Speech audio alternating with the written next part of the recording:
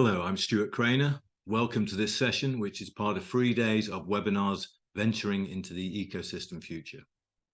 I'm Director of the Business Ecosystem Alliance, and we're delighted once again to be partnering with the Higher Model Institute on this virtual event exploring the very latest thinking and best practice in the field of business ecosystems. We're excited that people from more than 50 countries worldwide have signed up for these sessions. So welcome to you, wherever you are joining from Uganda to Uruguay. Please send in your comments, thoughts, questions, and queries at any time during the sessions. Now, in 2020, the Business Ecosystem Alliance launched the Zero Distance Awards. The awards identify and celebrate the work of organizations throughout the world in eliminating the distance between their employees, their operations, and their customers. The concept of zero distance was introduced by the Higher Group, and in 2015, Professor Dennis Campbell published Zero Distance to Users as a Harvard Business School case. From the case, the principles of zero distance are clear. Number one, having a management philosophy that allows the organization to proactively react to newly identified user needs. We'll see some examples of that. Number two, an organizational design and processes that eliminate organizational barriers, separating employees from end users. We'll see lots of that. The use of user-focused and independent teams that can move fast and smoothly within the organization. End-to-end accountability for the experience of end users taken by the company and or independent teams. We'll see examples of that. The systematic collection, storage, and use of end user data in order to increase value for end users. And finally, commitment to the ecosystem principles of openness, equality, co-creation, and co-sharing. So we're going to see lots of examples of that during this session. So the Zero Distance Awards celebrate organizations from throughout the world of very different shapes and sizes. They're drawn from a variety of industries, but they're all organizations who are managing to turn the concept of zero distance into a practical reality. So this session celebrates the winners of the 2023 Zero Distance Awards. And the winners this year were Amsterdam Tech.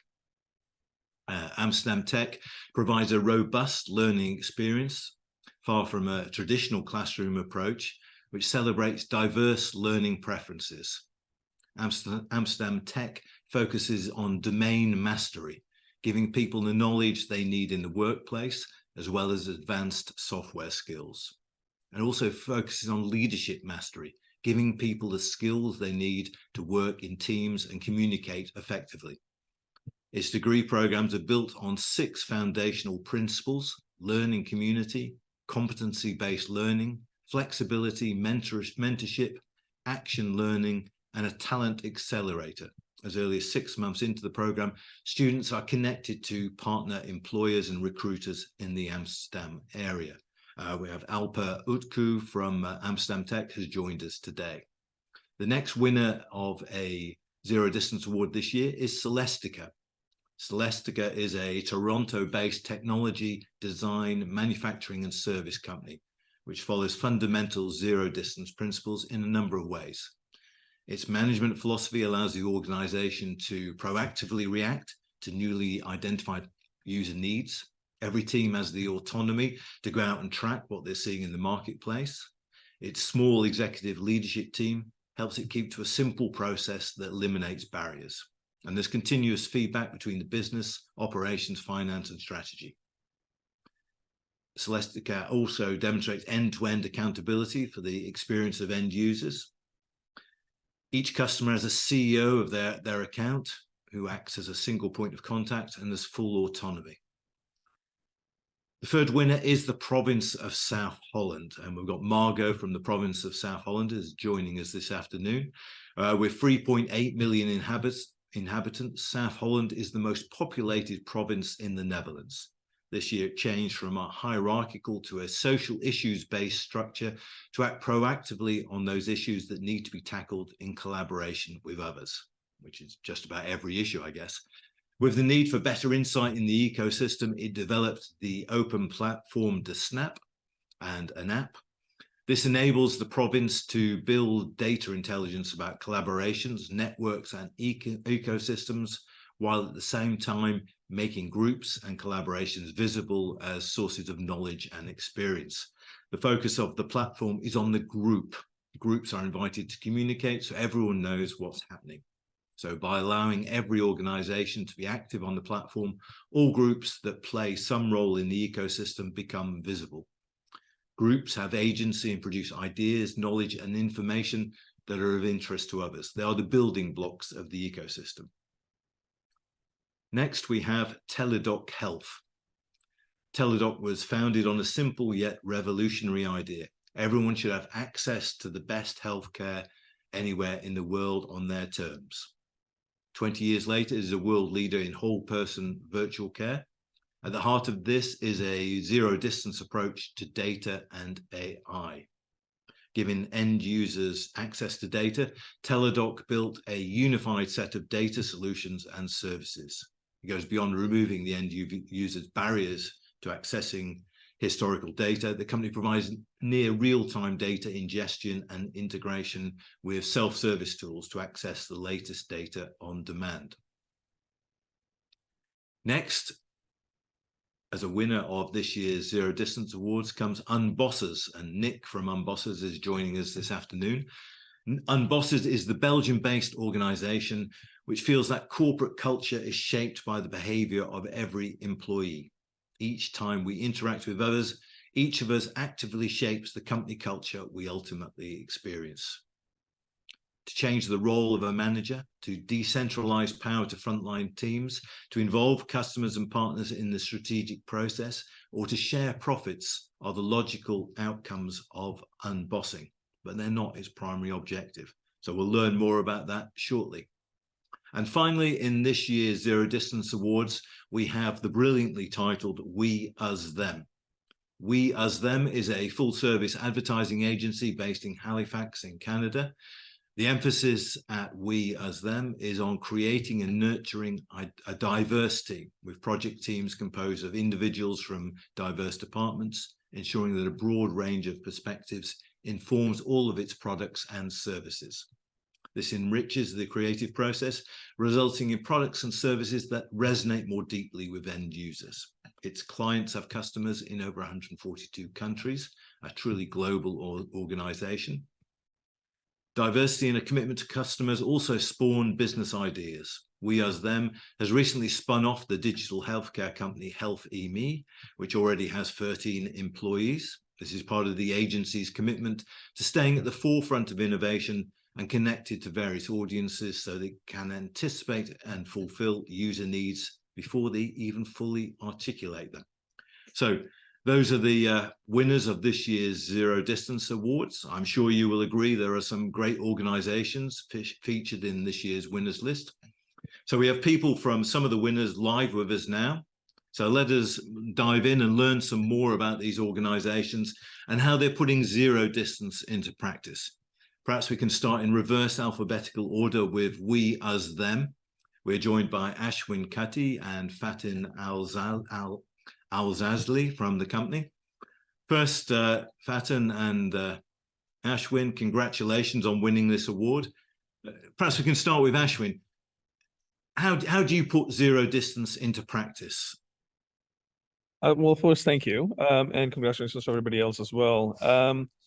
It's not easy, and I think one of the things that you've got to consider is that people come with sort of a mindset that says that we know what we know best, and sort of inclusion becomes a lot more of a secondary or an afterthought than it should be. Like a primary thought or sort of a primary principle of sort of engagement and reaching out to clients and customers.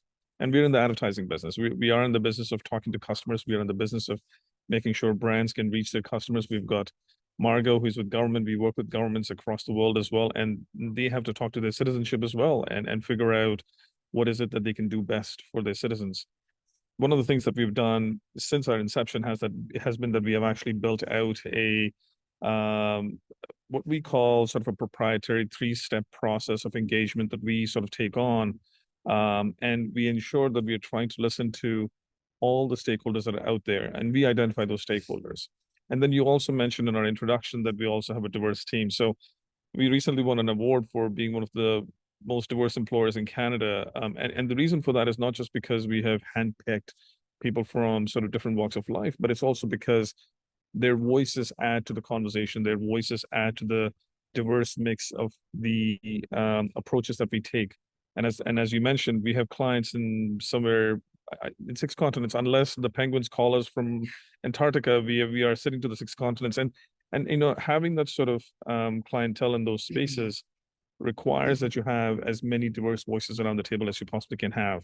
And this is not just about sort of ethnicity, race, color, creed, gender, sexual orientation, or what have you. It's everything. And having those voices inform on the work that we do really works to what our ethos is at Weusthem, which is we want to sort of narrow that distance between our brands and our clients and our customers and understand them very much so. And so we do a lot of homework when it comes to understanding those industries and those clientele before we get into it. Then, of course, we build out our strategies based on that.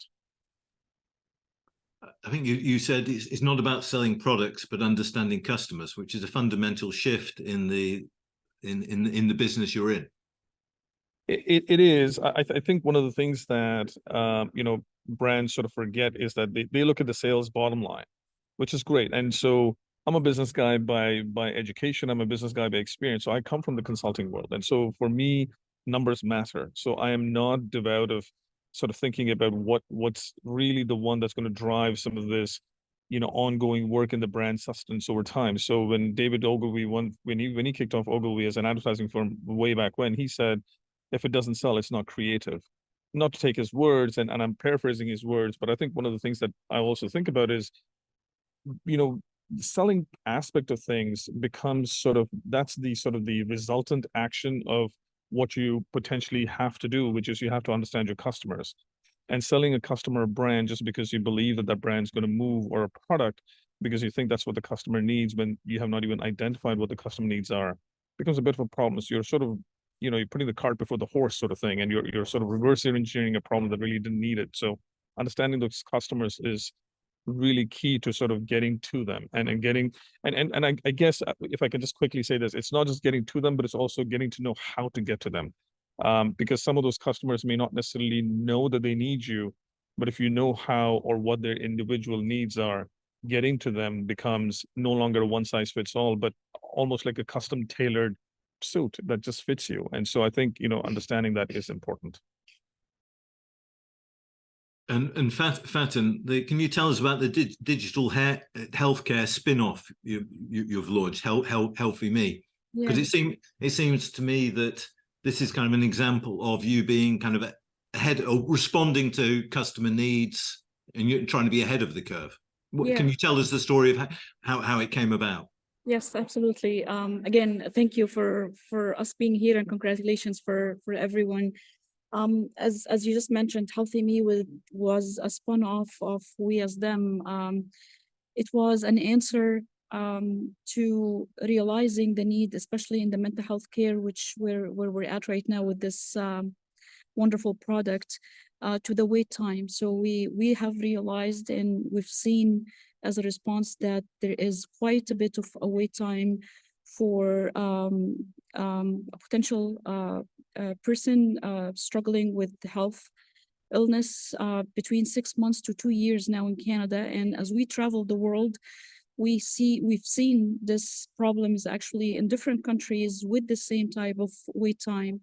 And what has been happening is these patients or potential patients are basically deteriorating as they wait to receive the appropriate care. So our solution came to help healthcare institutions and governments to give the opportunity to this population to wait while they're taken care of. And within this period while they're waiting, there is enough data and enough information to allow the psychiatrist, psychologist, or the healthcare provider to be able to pick up all the information that they can collect to assist them in appropriate intervention in healthcare providing. So we say that it allows them to care for the patient prior the intervention, during the intervention, and the hope also to allow them to care for them post the intervention. And I have to say, sometimes you come with a solution and you travel the world to try to sell it. But we have been extremely fortunate to see that we've been really being approached from all across the world because of the demand and the need for such a solution. And we've been responding to these needs from going from a country to the other. And here we are in the UK and others for the past couple of years now. So you're using technology to bridge the gap between the end user and the experts. Exactly. So what next for Weusthem and HealthyMe? I mean, I think the challenge with all these things is to keep them going and to constantly develop. No, absolutely. I think for Weusthem, it's very simple. We have taken a sort of an organic approach to growth. We are now based out of Halifax in the beautiful east coast of Canada. So everybody, please do come to Halifax. It's a gorgeous part of the world, not just part of the country. But I think, and we are one of the fastest growing cities in the country, in Canada. So do come across. So no, I think we'll continue to grow. We've got boots on the ground in Toronto. We now are looking at Atlanta. we are also in the Caribbean. So we will continue to organically grow that way. So unlike most agencies who sort of have sort of different plans for their own sort of growth, we have taken a very organic approach to that. For HealthyMe, we are already in 6 countries, and it's growing. I've had mentioned that we are in the UK right now. We've actually got plans right after our trip to the UK, we'll be in the US again, and then to India and Japan post that, because again, the demand is there. So HealthyMe will be continue to grow. So we have, I think we've been blessed with some great teams on both sides, and they have sort of given us the opportunity and leeway to sort of do this, which is travel the world and speak the well wishes of both Weusthem and HealthyMe. Ashwin and Faten, thank you very much. Congratulations, and keep us posted on all that you do as the business and the ideas develop. Brilliant. Thank you. So now it'd be great to talk to Nick van Langendonk from Unbossers. And Unbossers is a really interesting organization. Can you explain to the audience what Unbossers is, Nick? Unbossers is a business ecosystem, a network of companies. They pay a fee to be part of the ecosystem, and we bring them together and facilitate them to consult each other on one central topic. And that's, I also think, the central topic of this business ecosystem Zero Distance Award. It's how do we maximize human value? How do we build zero distance organizations? And how do we create RenDanHeYi management system-like organizations? So we should explain what RenDanHeYi is. And that, I forgive my pronunciation. Do you want to explain what it is, Nick? Well, I think it comes down to zero distance in terms of as a lifestyle. For me, zero distance is like an onion. Every time I peel off a layer and I think I grasp the essence of the concept, I discover a new layer on what it means or could mean to come close to your customers, combined with people adopting or embracing the lifestyle of an entrepreneur. And I highlight the word lifestyle. It's not just a change in your role or your function as a manager or as an employee. It's really embracing the lifestyle of an entrepreneur. And those two things together make up, I think, RenDanHeYi. And tell me about the concept of customers on boards. I can imagine a lot of people hearing that and thinking, no, that's a step too far. We don't want we'll listen to the customers, but we don't want them on the board. Yeah, so what we did was we invite a representative set of customers and partners on the board. So our board is basically a micro version of the macro business ecosystem that we are part of and that we are trying to create. And in terms of legal structure, what we did was we split the share into 2 types of shares. We have voting shares, which all the members in the board have, so they can vote on the strategy and make the decisions in the organization, but they have no financial interest in the organization. And then you have profit shares, because we're partially funded by investors who want fair return on investment.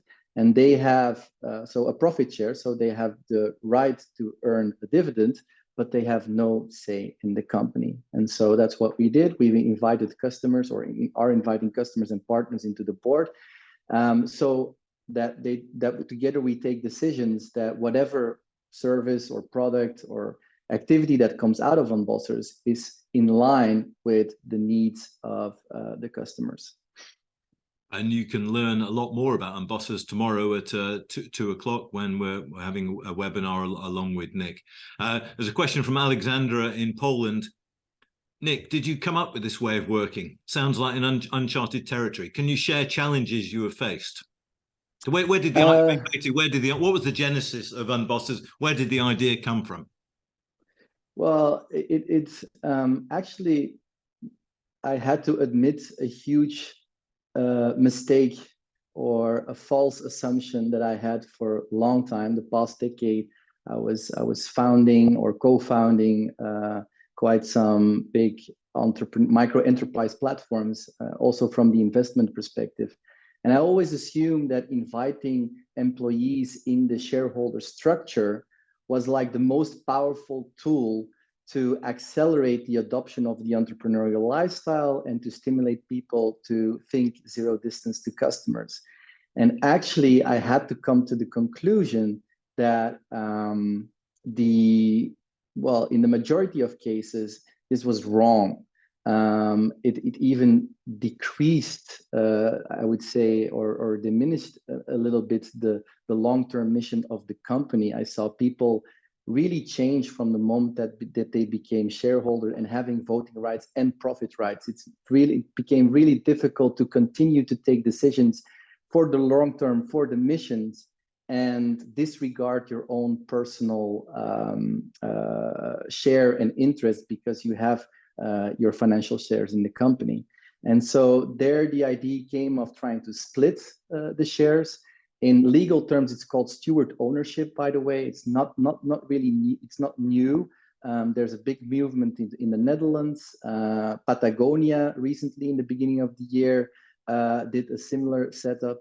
And then, so yeah, that was one of the I would say, the drivers.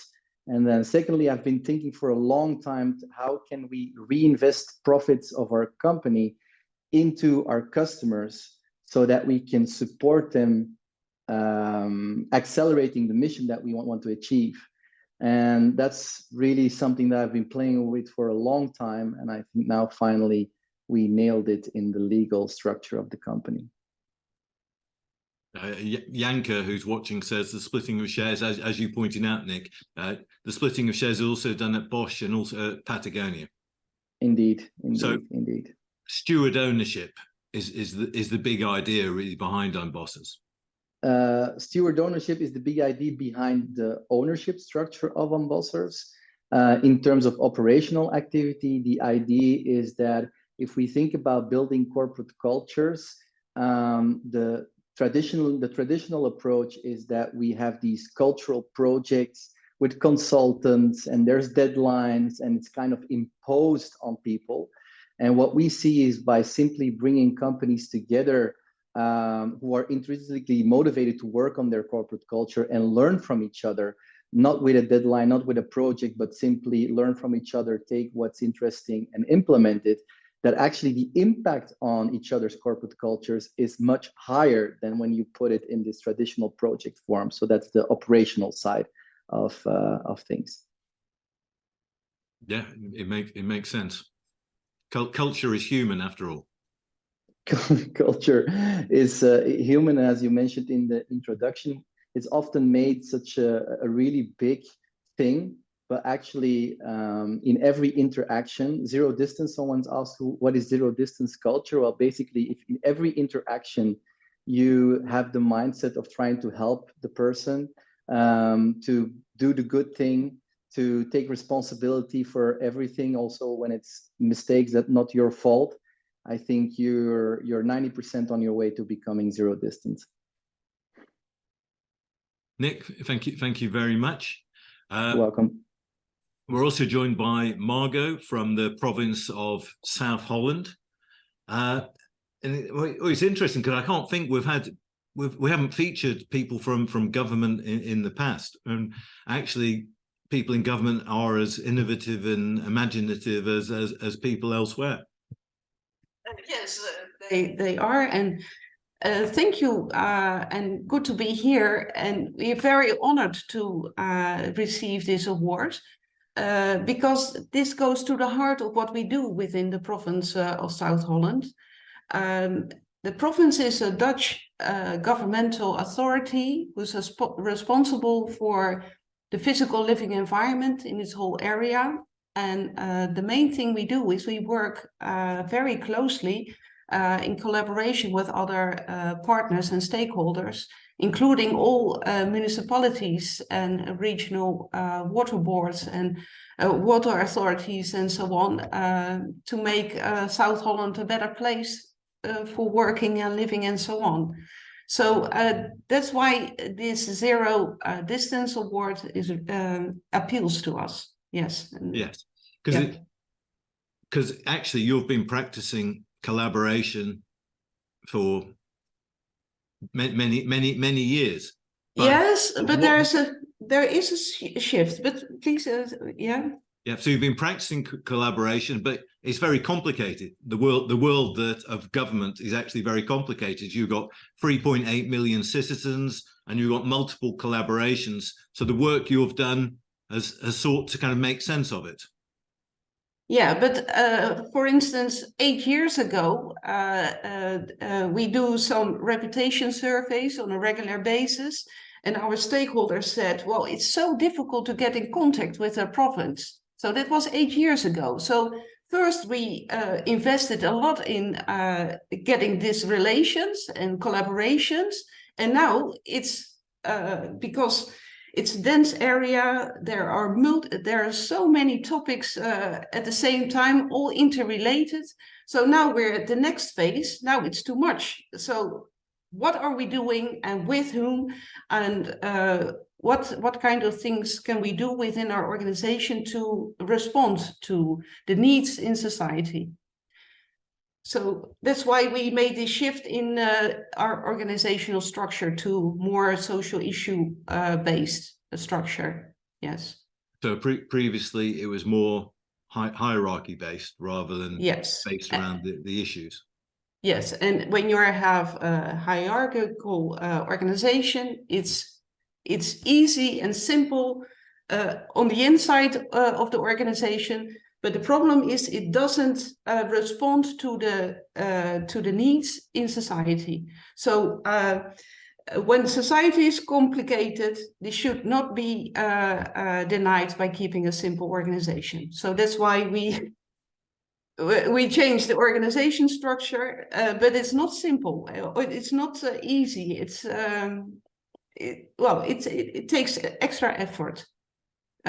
From the people within my organization. So what were the challenges you faced as you sought to change the way the organization kind of thought of the world and was looked at by the world? Well, we switched the organization structure, and this this feels a bit chaotic. Where's my project about? What is the relation with other areas of interest? And first it was just one-dimensional, and now it's multidimensional because, for instance, housing is related to water management, is related to pollution, is related to infrastructure, and so on. And just before, people could very easily work within their own silo, and that's the difference. And the group is the unit of analysis you now use. Yes, and that's because when you go one level more in detail, you get to the individual employees, it's too chaotic. It's too much well, the individual employees are doing all kinds of things, and you cannot structure or you cannot make an order out of it. But if you take the higher level of the total organization, well, it's too abstract, and you cannot see what's happening really within the organization, including in collaboration with other organizations. And how big is a group? Well, a group can be me, myself, and I, till 300 members of different organizations and everything in between. Important is the most important thing is within our platform, a group is connected and created from within an organization. So a group is always linked to one or more organizations, and therefore we can bring the information about groups back to the organizations, and so they can get new information that is hard to obtain otherwise, because we are not used to collect information about these kind of ecosystems and collaborations. Yeah, so you've brought openness and transparency. Yes, yes. And I hear from so many colleagues, they would like to express what they are doing and what kind of results they get. But it's so difficult to get the stage or become visible to your colleagues or to other organizations. So within the Dutch government, you see maybe 100 groups working on climate adaptation, and they all start at zero, while they could also exchange experience and knowledge. So it's better to see that who are your peers in government or on the same topic, working on the same topics. And what's next then? You're at the implementation phase now. Yes, it's an interesting one, because we are a government, so I have to figure out what kind of regulations and laws are also involved in implementing this platform. And we decided we start within the province, be a local hero first. And well, my colleagues are very enthusiastic, especially in management, because they see the potential of this platform. Well, Margot, congratulations on what you've achieved so far, and hope that the next stage goes well. And thank you very much for joining us. And I think one of the things about the ecosystem world is that it encourages people in different sectors, in the governmental sector, the corporate sector, to learn from each other. And I think that's really important. So finally, to our own local hero, Alper Utku of Amsterdam Tech. Alper, tell us about Amsterdam Tech. It's an entirely new approach to learning and to classroom, to education, and it's completely digital. Yes, I think what I want to say, in a traditional wording, we are a distance education institution with zero distance. We are a remote working organization with zero distance. So I think we're built on the skills gap that we're facing in the tech domain with the digital transformation. So what we've been seeing, the universities are not able to provide the skills and that is required by the industries right now, and so because of that, young people cannot really find the jobs after they graduate. They deserve. They're either underemployed or unemployed in many parts of the world. And on the other side, companies who wants to grow with tech, they cannot find the talent that they need in the way or in the speed that they want.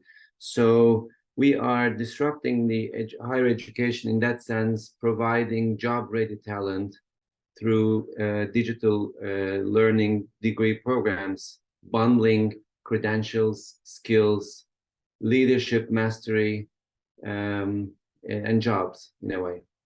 And maybe I stop here. Yeah, it's interesting that leadership's so important. Yes, because when we started our programs, we go back, I mean, the idea goes back 8 years from now. We knew that there would be a moment, all the things that was learned in the coding boot camps at that time that was very popular was going to be replaced by machines. And we said, how can you have a tech leader, a young professional who has upward mobility? And the only way to provide upward mobility is to provide them something beyond the technology mastery, tech mastery, which is what we call leadership mastery. So how do you manage your relationships with yourself, with others at the one-to-one level, at group level? How do you bring skills to these relationships at the teams, at the organization? And that creates our part of leadership curriculum, and that's the most powerful part of our let's say learning experience, because you don't only learn code, you don't only learn how to relate to machines, you also have the mastery of how to relate to people and yourself. What's the role of teachers then? How does it work with the teachers? Well, I'm going to be a radical. Since the beginning, we had no teachers. We don't believe in the higher education that there's a need for brick and mortar and teachers. And we knew with the generative AI, and right now it's becoming real. We believe in learning, so we have learners. So we are more than a traditional school. We are a community of practice, a learning ecosystem. So instead of teachers, they are replaced by facilitators, coaches, mentors, peers, AI, and our employers. So it's a huge community who's learning and together and supporting each other. And the pandemic must have kind of highlighted the need for this approach. Yes, because until the pandemic, we were the black sheep. So we were always kind of understated, undermined. And with the pandemic, I think it's become easier to explain what we meant, and it's doable, it's normal, and it made our life easier. It accelerated lots of things that we wanted to do, and so it was a gift to us, to be honest. And maybe not in a global sense, it wasn't a good thing, but from a transformational perspective, it boosted what we wanted to do. And where do your students come from? Well, at the moment, most of our students are either Netherlands or EU in general. We are international, we are global, we do digital programs, so it allows anyone in a certain time zone, because our programs are synchronous. They are not like you're not watching a YouTube video or pre-recorded sessions. We have lots of live, zero distance engagements in our program. But they are more in the European region at the moment because of the sophistication of our learning model. Because our learning model gives a lot of accountability to the learner. And in some cultures that's hard to really practice. They require really teachers. So because of that, mostly still European Union or Greater Europe. That's our student base, but we have also students from Middle East, Africa, even though they are minority, India, Far East, but still majority comes from Europe, and some of them work in really, top companies. We have students from working in McKinsey's, Pricewaterhouse, or Dell's and everything. So, but some of them, we also have refugees who now became software engineers. So we have a good range of amazing, awesome learners in our community. And what's been the reaction of the employers? Because you get them involved very early on in the process. Yes, employers actually, they are involved in the design level. Because our programs, unlike a university which designs a course and it stays there for many years, our programs are updated almost every month. We have a new version every month of our programs, and employers are the part of our design process. They sit similar to Unbossers. They sit on our advisory board. They get our students. So they had different reactions. Well, first of all, they are very happy that we are around.